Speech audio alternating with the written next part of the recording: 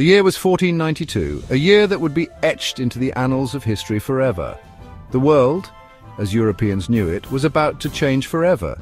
The medieval cityscapes, bustling with life, were filled with whispers of new lands and untold riches. Across the vast Atlantic, driven by ambition and propelled by trade winds, Spanish ships cut through the waves. These galleons, sturdy and resolute, were the vessels of dreams and daring. They carried with them the dreams of gold, spices, and new routes to the east. The cargo holds were filled with provisions, but also with hopes and aspirations of a new beginning. They were led by Christopher Columbus, an explorer with an unshakable belief in his destiny. Columbus, with his maps and navigational tools, was convinced that he could reach the east by sailing west. Little did they know, they were sailing towards a monumental encounter with a new world. The horizon stretched endlessly before them, a canvas of possibilities and unknowns.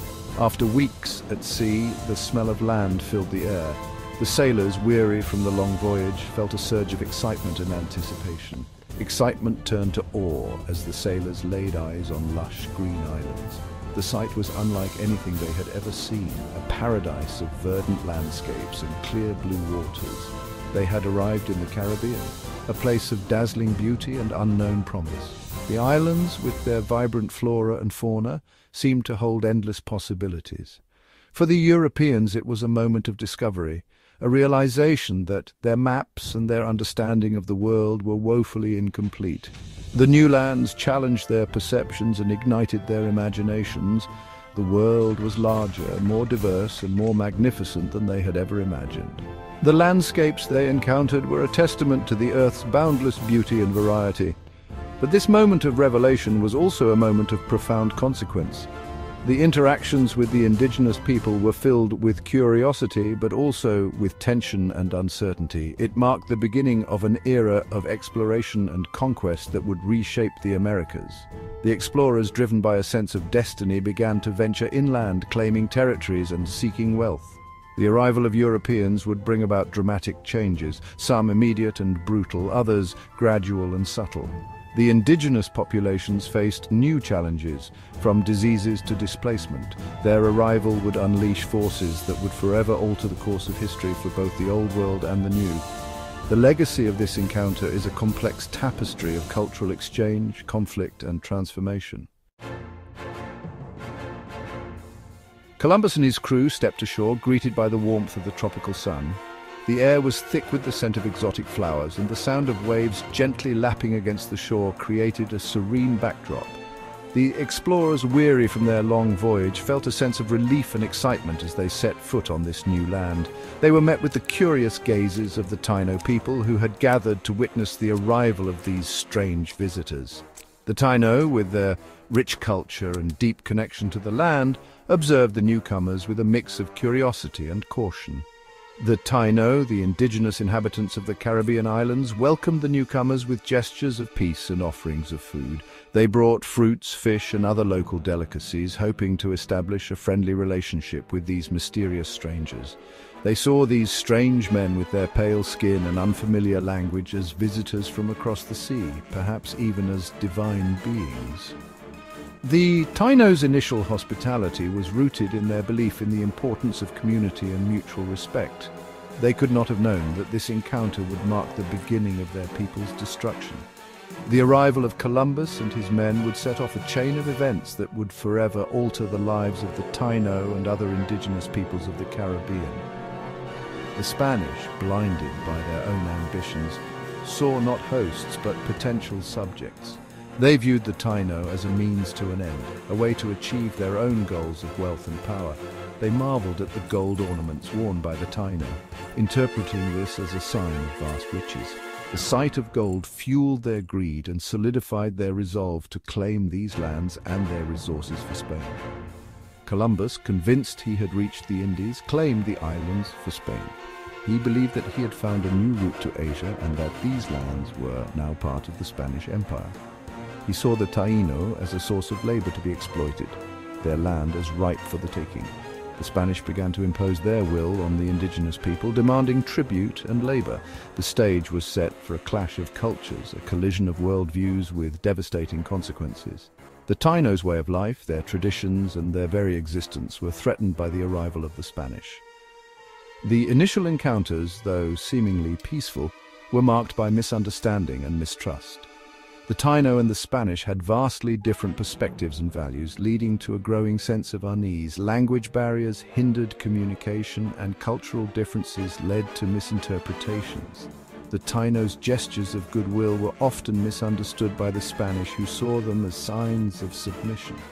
The Spanish, driven by greed and a sense of superiority, quickly established a pattern of exploitation and abuse.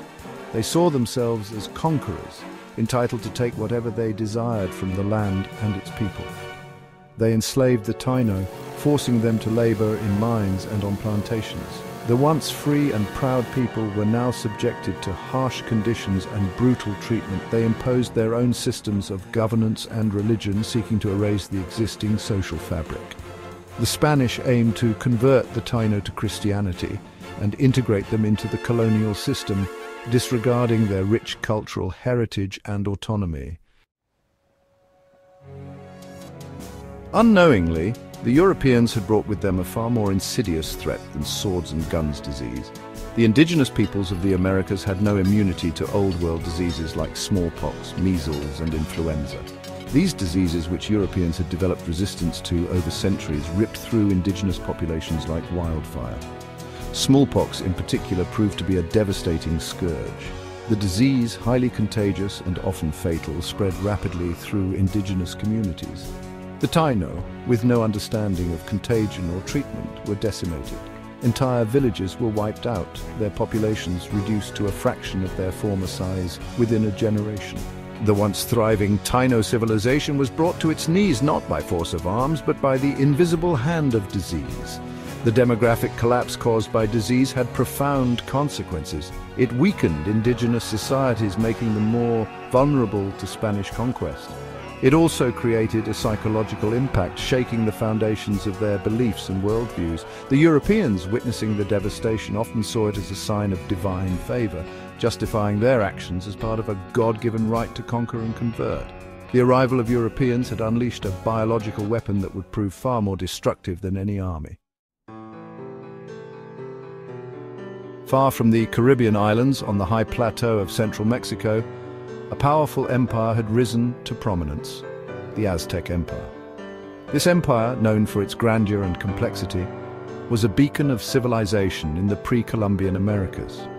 The Aztecs, or Mexico as they called themselves, were a people of great ambition and ingenuity, carving out a vast and influential domain in a relatively short period.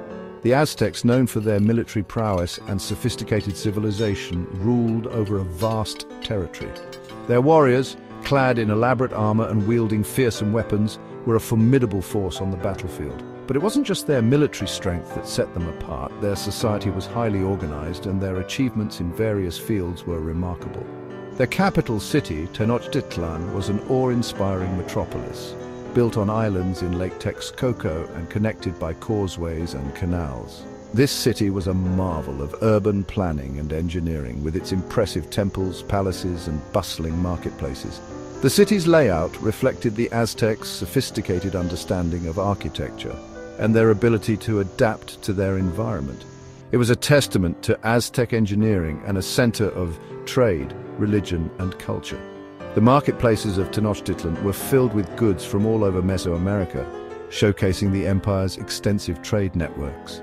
The city's temples were not only religious centers, but also places of learning and cultural exchange. The Aztecs were a deeply religious people, their lives governed by a complex system of beliefs and rituals. Religion permeated every aspect of their society, from daily activities to grand state ceremonies.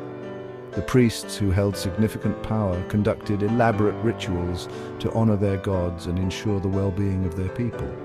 They worshipped a pantheon of gods, offering sacrifices to ensure good harvests, favorable weather, and victory in battle. These sacrifices, often involving human lives, were believed to appease the gods and maintain cosmic order. The Aztecs' religious practices were both a source of strength and a point of contention with their neighbors. Their society was hierarchical, with a powerful emperor at the apex, followed by nobles, priests, warriors, merchants, and commoners. The emperor, seen as a divine ruler, wielded immense power and was responsible for the welfare of the empire. The nobles and priests played crucial roles in administration and religious affairs, while the warriors defended the empire and expanded its territories. Their military might was legendary, their warriors feared for their ferocity and skill in battle. The Aztec military was well organized, with various ranks and specialized units. Their tactics and strategies were highly effective, allowing them to conquer and control a vast region. The Aztecs had a complex relationship with the surrounding city-states. While some were allies, others were subjugated through force. The empire's expansion was a mix of diplomacy and military conquest, creating a network of tributary states that provided resources and labor. Through a combination of diplomacy, alliances, and military conquest, they had extended their influence over much of Mesoamerica. The Aztecs were skilled diplomats, often forging alliances through marriage and negotiation. These alliances were crucial in maintaining the stability and prosperity of the empire. However, their rule was not without its challenges. Many city-states resisted Aztec dominance, leading to frequent conflicts. These struggles were a constant reminder of the fragile nature of the empire's power. Many of the subjugated peoples resented Aztec dominance, harboring grievances over tribute demands and forced labor. The heavy tributes imposed by the Aztecs were a significant burden, leading to widespread discontent and unrest among the conquered populations. This simmering discontent would prove to be a crucial factor in the eventual downfall of the Aztec Empire. When the Spanish arrived, they found willing allies among the discontented subjects, leading to the rapid collapse of this once mighty empire. The story of the Aztecs is a testament to the complexities of power, culture, and human ambition.